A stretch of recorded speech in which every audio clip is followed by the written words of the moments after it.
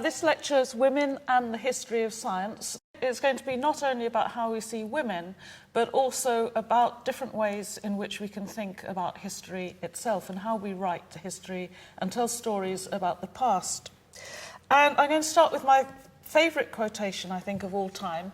It's by a woman called Hertha Ayrton, who was a physicist at the end of the 19th, early 20th century.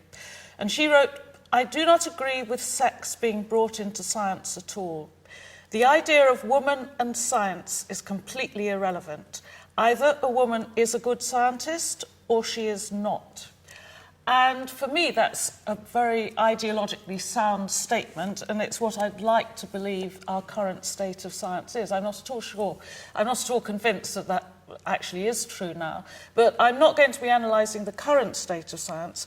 I'm going to be looking at some women in the past and how the past has affected attitudes towards women today. Because for me, that's one of the main points of doing history. Of course, I'm interested in what did happen and sort of writing little stories about the past and doing detective hunts in the archives. But for me, the whole point of doing history is to understand more fully how we've arrived at our present situation and hopefully be able to do something in order to improve the future. So that's my sort of motivation for looking at women in the history of science.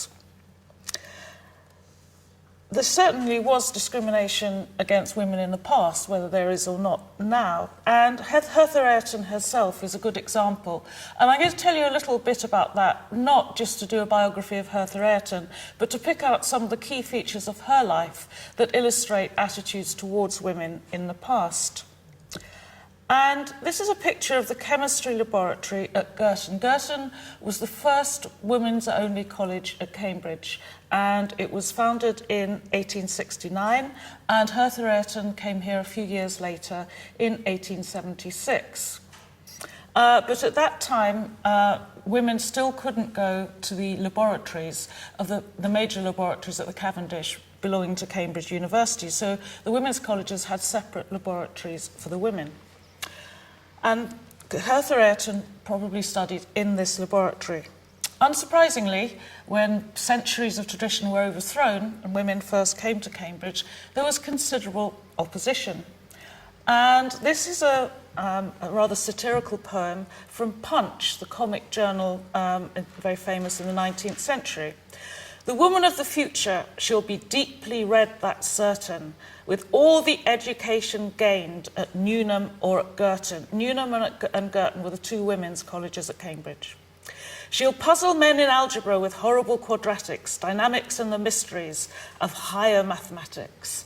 So that's a rhyme which is of course mocking the pretensions of women who want to learn subjects like mathematics and physics.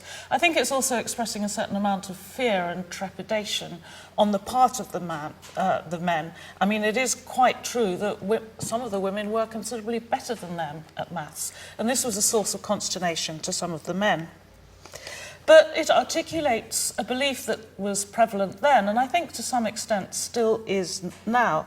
You can either be a normal woman or you can be a good scientist, but you can't possibly be both. And I'll go on and tell you a bit more about Hertha Ayrton. So she got a certificate of mathematics at Cambridge. Because she was a woman, she wasn't allowed to graduate, and in fact women couldn't graduate from Cambridge University until 1949. They couldn't officially get their bit of paper. And there's a picture on the right of her most famous book, The Electric Arc, which had very practical application. It was to stop street lights from stuttering at night.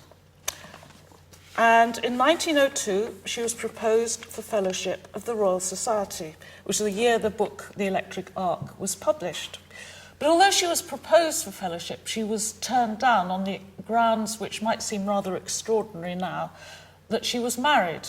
But in fact, at this time, neither teachers nor civil servants, if they were women, were allowed to be married. So this was the reason for her rejection from the Royal Society. At least she was allowed to read her own paper at the Royal Society. She was the first woman that was able to do that.